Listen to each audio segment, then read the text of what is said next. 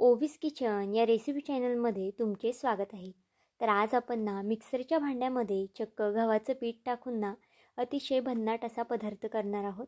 प्रत्येकाने थंडीमध्ये हा पदार्थ केलाच पाहिजे आणि मी तरी थंडी चालू झाल्या हा पदार्थ नक्कीच करते.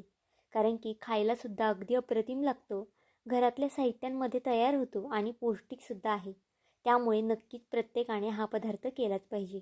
आता हे मी सारखं का म्हणते तर रेसिपी संपल्यानंतर तुम्हाला कळणार आहे. इतका जास्त हा पदार्थ जो आहे अप्रतिम होणार आहे. तर चला थोडाही वेळ न घालवता लगेच व्हिडिओला सुरुवात करूया. आता इथे आपल्याला कोथिंबीर चिरून घ्यायची आहे. पाहू शकता कोथिंबीर इथे एक मूठभर इतपत कोथिंबीर मी बारीक अशी चिरून घेतलेली आहे. त्याचबरोबर आपल्याला इथे एक मीडियम आकाराचा कांदासुद्धा कट करून घ्यायचा आहे. कांदासुद्धा छान असा बारीक कट करून घ्यायचा आहे. आता इथे मी संपूर्ण कांदा बारीक कट करून घेते. आता हा पदार्थ मी 2 व्यक्तींसाठी करते, त्यानुसार इतकं साहित्य पुरेसं आहे. पण जर तुम्ही जास्त लोकांसाठी करत असाल तर साहित्याचं प्रमाण कमी जास्त करू शकता. आता बघा कोथिंबीर आणि कांदा दोन्ही आपलं कट करून झालेलं आहे. अगदी बेसिक सामान लागणार आहे आपल्याला या पदार्थासाठी, जास्तीचं कोणतं साहित्य लागणार नाही. आता कांदा आणि कोथिंबीर थोडा वेळ साईडला ठेवून दिलं आहे आणि एक मिक्सरचं भांडं घेतलेलं आहे. त्यामध्ये 3 चमचे गव्हाचं पीठ, 2 चमचे बारीक रवा घातलेला आहे. जर बारीक रवा नसेल तर तुम्ही जाड रव्याचा वापर केला तरी चालेल. आणि 2 चमचे इथे मी बेसन पीठ घातलेलं आहे. बघा हे प्रमाण जर तुम्ही व्यवस्थित घेतलं तर तुमचा हा पदार्थ अगदी परफेक्ट होणार आहे. आता इथे मी अर्ध लिंबू घेतलेला आहे. आता पूर्ण अर्ध लिंबूसुद्धा लागणार नाही आपल्याला. लिंबाला जर कमी रस असेल तर तुम्ही अर्ध लिंबू घेतलं तरी चालेल. पण इथे बघा लिंबाला भरपूर असा रस आहे, त्यामुळे मी अर्ध्यामधून सुद्धा थोडंसं लिंबू कट करून घेतलेलं आहे. आता हे संपूर्ण लिंबू आपल्याला यामध्ये पिळून घ्यायचं आहे. पाहू शकता सगळं लिंबू आपण यामध्ये पिळून घेतलेलं आहे. लिंबामध्ये जर बी असेल तर ती सेपरेट काढा. जर यामध्ये बी पडली तर मग आपला पदार्थ कडू व्हायची शक्यता आहे. 2 ते 3 लसणाच्या पाकळ्या घातल्या आहेत सोलून. 1 हिरवी मिरची घातलेली आहे.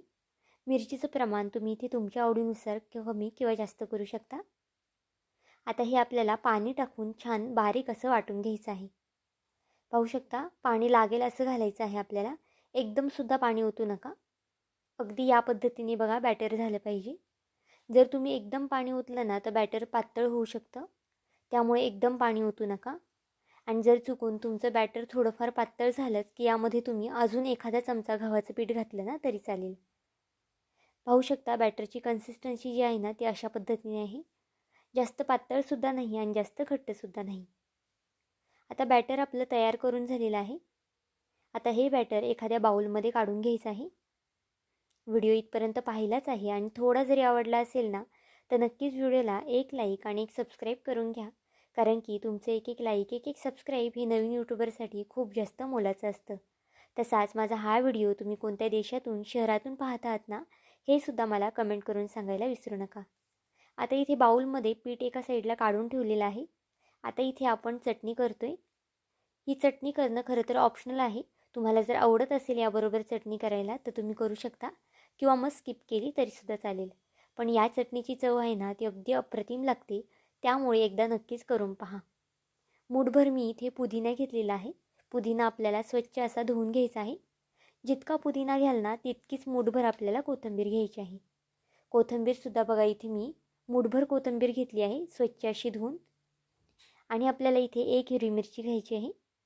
मिरचीचं प्रमाण इथे तुम्ही तुमच्या आवडीनुसार कमी जास्त करू शकता. अगदी थोडंसं आल्याचा तुकडा घेतलेला आहे आणि 3 ते 4 लसणाच्या पाकळ्या इथे मी सोलून घातलेल्या आहे. अगदी बेसिक सामान आहे. अगदी जास्तीचं सुद्धा आपल्याला यामध्ये साहित्य घालायचं नाही. यामध्ये सुद्धा बघा अगदी थोडंसं लिंबू घालायचं आहे. म्हणजे ही चटणी जी आहे ती अगदी चटपटीत होते आणि चवीला सुद्धा अगदी अप्रतिम लागते. थोडीशी साखर घातली आहे. साखरेमुळे सुद्धा तिखट थोडंसं बॅलन्स होतं, त्यामुळे साखर आवर्जून घाला. आता इथे मी मीठसुद्धा घातलं होतं, पण मीठ घालण्याचा व्हिडिओ जो आहे तो थोडासा स्किप झाला होता. आता पाणी टाकून हे छान असं वाटून घ्यायचं आहे. पाहू शकता अगदी फाईन अशी पेस्ट करून घेतलेली आहे मी याची.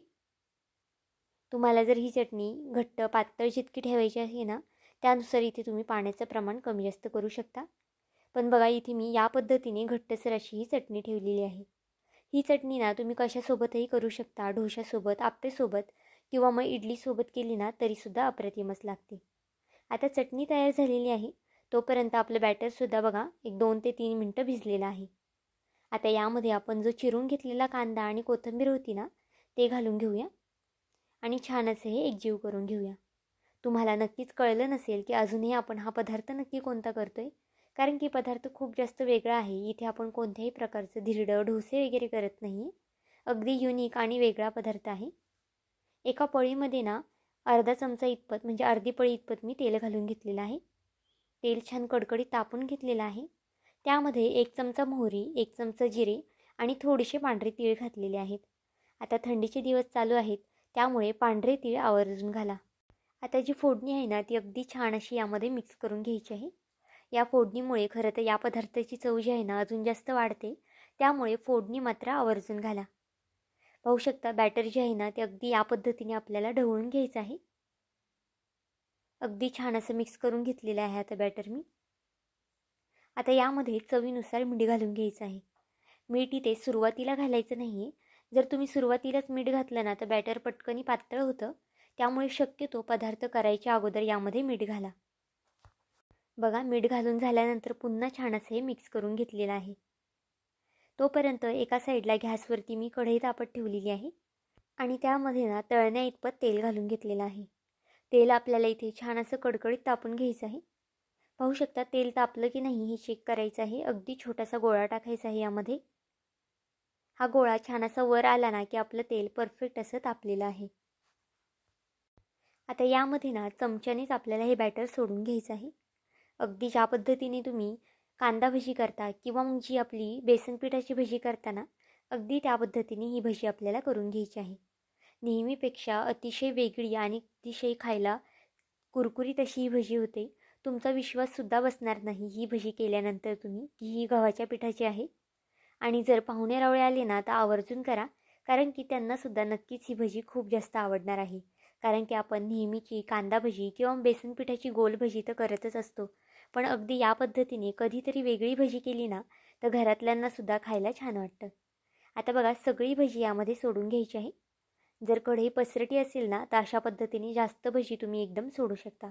पण जर कढई छोटी असेल, खोलगटी असेल तर एकदम सोडू नका. एकदम जर सोडलं तर एकमेकांना चिटकू शकतं. त्यामुळे बघा अगदी या पद्धतीने आपल्याला 1-1 चमचा बॅटर फक्त यामध्ये घालायचं आहे. आता बाकीची भजी मी नंतर सोडते. आणि ही भजी बघा मी अजिबातच हलवली वगैरे नव्हती आणि आपोआपच भजी वरनं अशा पद्धतीने तरंगून आलेली आहे.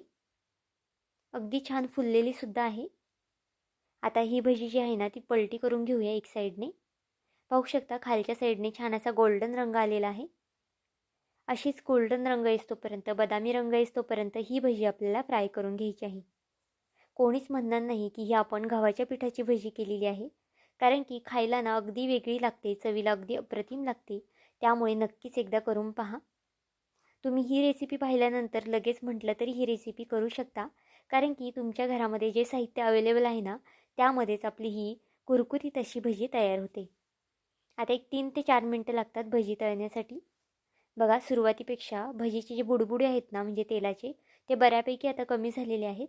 म्हणजेच आपली भजी छान अशी तळून झालेली आहे आणि रंगसुद्धा तुम्ही पाहू शकता छान गोल्डन असा रंग आलेला आहे. असा रंग आला की भजी आपल्याला तेलामधून काढून घ्यायची आहे. पाहू शकता वरणच अगदी छान कुरकुरीत क्रिस्पी अशी ही भजी दिसत आहे. आता याच पद्धतीने दुसरीसुद्धा बॅच मी सोडून घेते बघा. ही भजी करताना ना थोडीशी जास्त करा, कारण की अगदी शिल्लकसुद्धा राहणार नाही इतकी चविष्ट ही भजी तयार होते. बघा सगळी भजी आपली तळून झालेली आहे.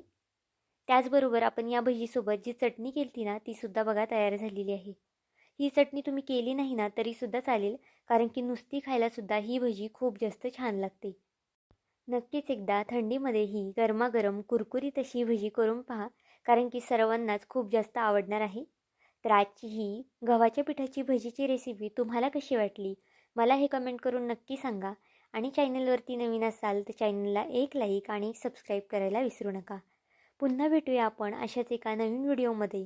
तोपर्यंत बाय.